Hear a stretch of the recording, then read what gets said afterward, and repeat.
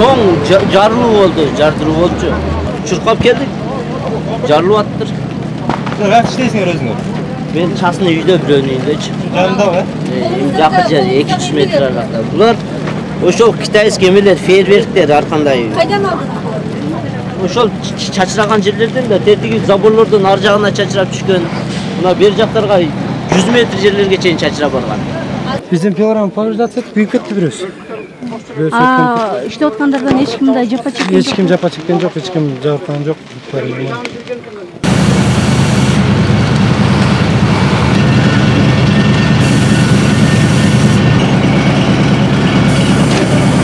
Пиротехника сакталган склад жарылды. Ошол боюнча причинасы устанавливаться этилип атат. Азыр экспертный лаборатория иштеп атат. Бизде балдар ошол пострадавшийлар жок, жабыркагандар адамдар жок бизде.